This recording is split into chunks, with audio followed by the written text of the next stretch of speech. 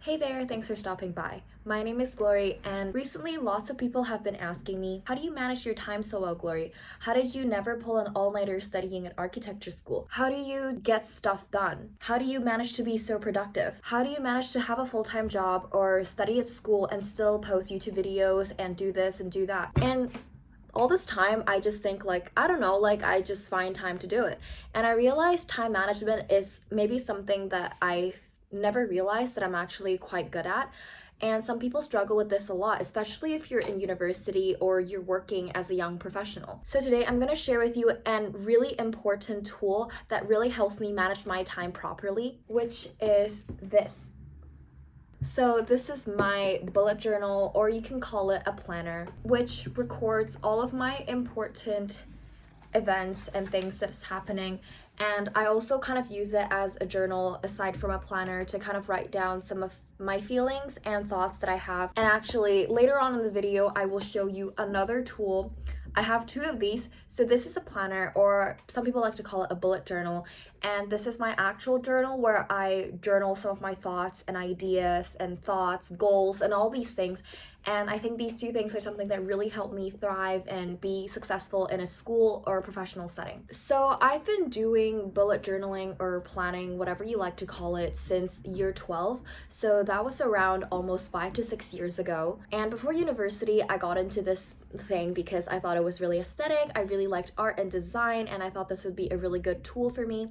So I was really into making it really artsy, lots of those pretty drawings that help make it look super pretty. But as time passed and I became more and more busy with university life and now having a full-time job, I realized that the best way to go about using a planner is actually make it as minimalist as possible, just so it can do the bare minimum function that it's supposed to do. And the minimalist way of setting up my spreads is the best way to go about it. So in general, I prefer to drop my own spreads because I feel like it gives me more control over what types of spreads I would like to use. So today I'm going to share with you how I set up for the year 2023, and just also to show you how I use my planner every day to structure my life. And as I mentioned previously with the other journal that I use, I will show you at the end of the video how I use this more for self-development and how it benefited me at the end of the video. So first, let's open the notebook of my choice, which is Lectern.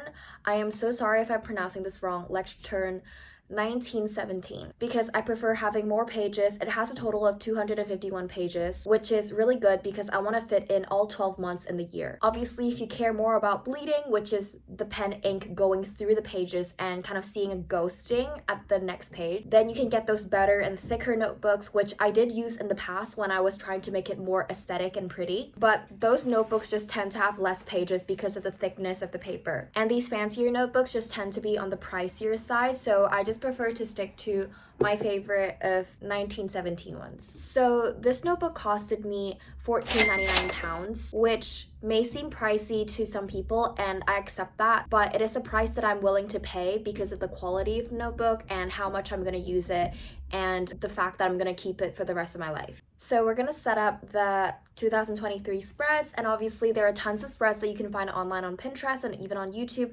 Obviously you have the bullet journal guru Amanda H. Lee, who does amazing spreads that are really artsy, and I don't know if she was the one that kind of inspired me to start this, but I give full credits to her making it look super pretty. So before we start, of course, we're going to write our name on our planner, and just a note that I sketched out everything in pencil before I went over them with a pen. So I first started setting up my 2023 journal by starting with the cover page. It's pretty simple at this point. It just says hello 2023, and then I added some embellishments by filling in the numbers and then adding some of these sparkles at the edge. Pretty simple. I also added some highlights in the numbers with a whiteout to make it pop.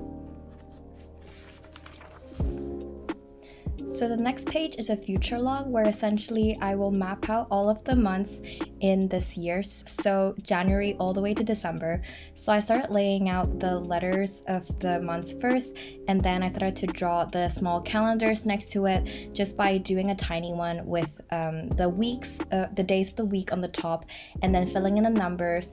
And then when you have the events, you can then note them on the right side just to keep track of every event, because I will be drawing out the spreads for each month monthly, so it's not like I do all of them in one go. So it's nice to, when you you have events later down in the year to just write them here so you know exactly when you have whichever event coming up. I know this seems like a really tedious process, but actually it's quite therapeutic to write down all the numbers of each month, and it's just a nice activity to bond with myself.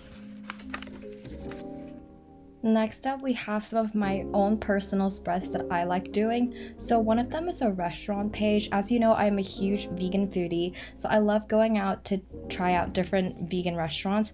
So I have a restaurant list sometimes when I have restaurants that I want to try out and remember them. So I wrote one for the UK and for Hong Kong specifically. So I did these ribbon banners, and then for the inside, I used my whiteout again to do the letters. And then on the right side of my page, I did one for a wish list and a book list, just so I can keep track of things that I might want and books I want to read. On the next page, I have a goals page. I don't normally set that many goals, but I thought it would still be nice to have a goals page, again with the banner and the white letters. And then I have these boxes on different aspects of my life that I want to set goals for. So one of them is work related, and then you have a health related one, a play, and some other goals that I might be interested in writing some. So now we finished the yearly setup, and now we're gonna move on to the monthly setup for January. So this is quite a minimalistic setup. I just write the month, and then we're gonna move on to doing the calendar spread of the month. So this is just an overview of the entire month, and you can write down all the events you have on this page and just keep track of everything that you have going on. And hey, it's my birthday month. And then we move on to the page that I use daily, which is the habit tracker and mood tracker. So I start by writing out all the dates and then drawing out all the circles, which takes the most time, and it is actually the most tedious task, but it is quite therapeutic also, and I quite enjoy doing this.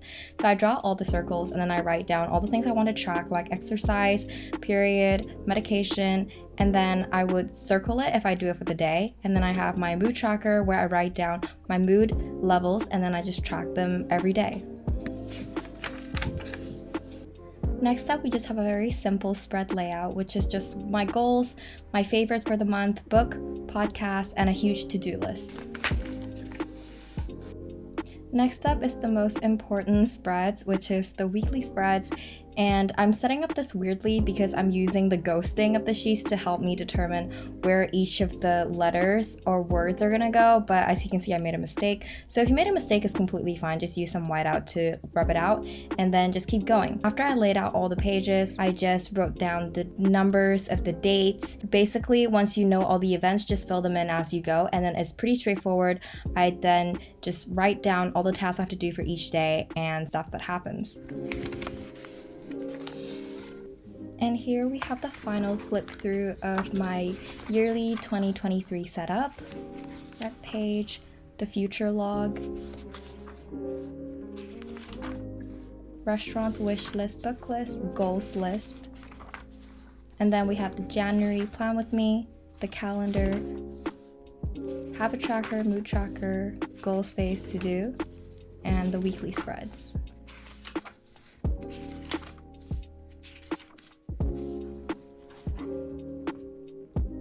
So now let's move on to how I actually use the spreads in my day-to-day life and how it benefits me and helps structure my life. So I wanted to show you how I normally use this. So for example, this was my 2022 one. So I'm gonna flip to December. So obviously this is kind of like everything that's happening in the month of December. And then I have this habit tracker and my mood tracker. I haven't filled this in properly, but it's kind of like just do whatever you want. And then this is kind of like weekly thing, kind of just writing down how I feel and listing kind of like the events I have to go to and the to-do. So every week is different and I just list it out. So it's really good to kind of like keep in track what you want to do. And I want to show you, like, this is kind of the future log that I use to keep my events in track. Some of the old spreads I have: restaurants, book list, wish list, and yeah, and this was kind of like my flip through of the rest of it. And every month has its own thing. So now let's move on to the personal journal section. The only difference is that this one is navy and also it is plain instead of a dotted notebook. This is the new one. This is the old one for this year. I'm not going to show you how I set this up because it's relatively straightforward. You can see it in this one. So I'm going to give full credits to Refusing to Settle Clark Kegley. He basically devised this journaling system that I think is amazing. I'll link his video down below. But basically you start off with the days you kind of have left in your life and kind of life lessons that you have. And then I kind of separated this in like academic, health, fitness, book, notes, finances, and this is kind of like everything related to work. And I have these like small tabs that kind of show, so that's work, this is fitness related. I'm not gonna put too much of what I wrote in there. This is like book notes. And then free space, so it's like free journaling space that I have. So this is gratitude. Just writing things I'm grateful for. At the back, you can write some goals. I don't think I wrote a lot because I'm embarrassed. But yeah, that's my kind of personal journal. And I'm gonna set it up for this year as well with this clean slate one.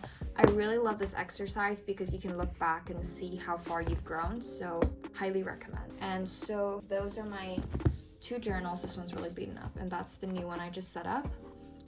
So those are all my planners, bullet journals, whatever you like to call them. Let me know if you want a further video on how I use this self-development journal, because self-development is something that I'm really passionate about. So I know keeping a planner like this can seem really overwhelming in the beginning if this is something you've never done before but really want to improve your time management skills. But this is just a tool that massively helped me with keeping my life together, remembering events that I'm going to attend, just having really good time management skills, because when you become more and more busy, you just forget.